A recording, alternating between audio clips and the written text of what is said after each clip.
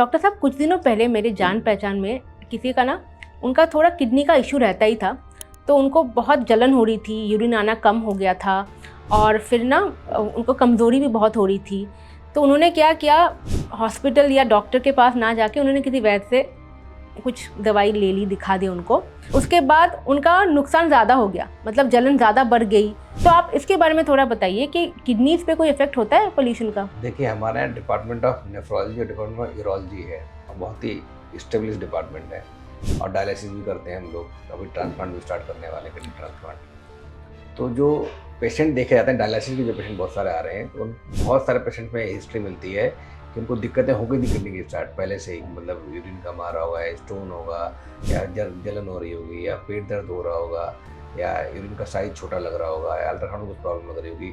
तो बहुत बार क्या होता है, डॉक्टर को एलोपैथी का इलाज इग्नोर कर देते हैं। वो किसी वैद्य के पास जाएंगे, किसी नेचुरोपैथ के पास जाएंगे, जूस पी लेंगे, पेठे का जूस पिएंगे, कुछ मेटल्स की जो धातुएं होती हैं वो पिएंगे, भस्म जिनको बोलते हैं वो खाएंगे।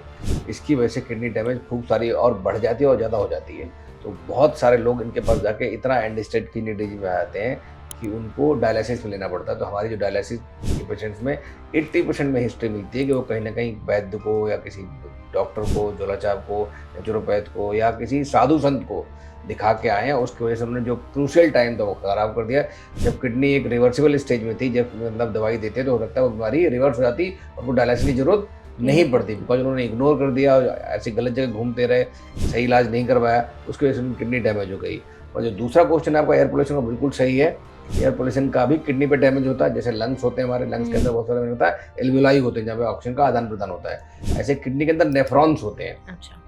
छोटी छोटी कोशिकाओं से बने हुए नेफ्रॉन्स होते हैं जहाँ पे यूरिन जो है बनता है और बाहर निकलता है। तो पूरा टॉक्सिन्स को किडनी क्या करती है, निकाल के बाहर भेज देती है। बट जब हम एयर पोल्यूशन लेते हैं और ब्लड सप्लाई में हमारे पीएम 22.5 घूम रहा है, किडनी में भी जा रहा है, उनकी आर्टरीज में भी जा रहा है, उन आर्टरीज को भी डैमेज कर रहा है, नेफ्रॉन्स को भी डैमेज कर रहा है। जब उसको डैमेज करेगा, किडनी भी डैमेज हो जाएगी। अगर आपको पहले से कोई प्री एग्जिस्टिंग डिजीज है या कोई इन्फेक्शन हो गया तो ये आप पे बहुत बड़ी मार कर सकता है। तो इसलिए मैं फिर बोलूँगा, जो पेशेंट CKD के हैं या जो पेशेंट जिनको एक्यूट रीनल फेलियर रहा है, कभी किडनी में कोई प्रॉब्लम है, स्टोन है, उनको भी एयर पोल्यूशन से बचना चाहिए, अधिक बचना चाहिए, बिकॉज ये आपकी किडनी को भी डैमेज कर सकते हैं और लॉन्ग टर्म में हो सकता है एंड स्टेज किडनी में कन्वर्ट हो जाए और हो सकता है आपको डायलिसिस करानी पड़े।